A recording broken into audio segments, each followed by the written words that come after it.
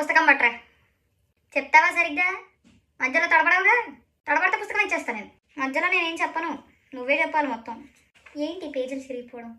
వెనకాల నుంచి తీస్తే ముందు నుంచి ఇంకో పేజ్ తీయాలా లేదా? ఇట్లా చింపుకుంటారా ఎవరైనా పుస్తకాలని?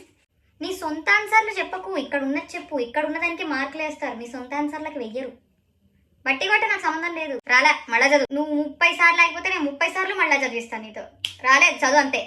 అమ్మ ఫస్ట్ వర్డ్ ఒక్కటి చెప్పమ్మా ప్లీజ్. ద ఒక్కదంతే గుర్తొస్తుంది. నేను చెప్పా అమ్మా ప్లీజ్ అమ్మా. చెప్పాను నేను. THE ద ఫస్ట్ వర్డ్ చెప్పా ఆన్సర్. రాదా? మళ్ళా చదువు.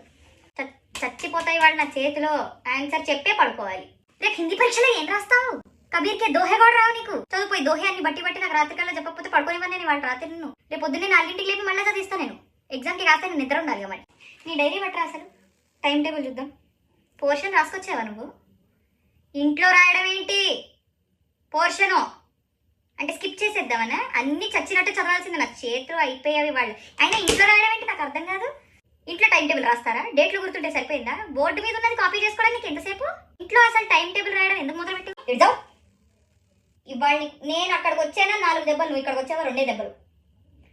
వస్తావా నా చేతిలో చస్తావా నువ్వు? ఇవాళ అక్కడికి వచ్చావంటే 1 దెబ్బ, నేను అక్కడికి వచ్చానంటే ఒళ్ళు తట్లు తేలిపోతుంది వాళ్ళ.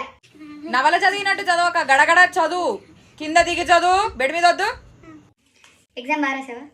క్వశ్చన్ పేపర్ నేను అడిగిన క్వశ్చన్స్కి ఆన్సర్ చెప్పు. నువ్వు రాసావో లేదో నాకు ఎట్లా తెలియాలి? కొన్ని నంబర్ లైన్ నేను టిక్ చేయమన్నా ఏవేవైతే రాసావో ఇక్కడ ఏం లేదు. అంటే పేపర్ ఖాళీగా ఇచ్చి వచ్చావా? టిక్ పెట్టలేదు దేని మీద? నువ్వు అసలు రాసావా? ఎగ్జామ్ పాస్ అవుతావా? అత్తేసారి మార్కులేనా?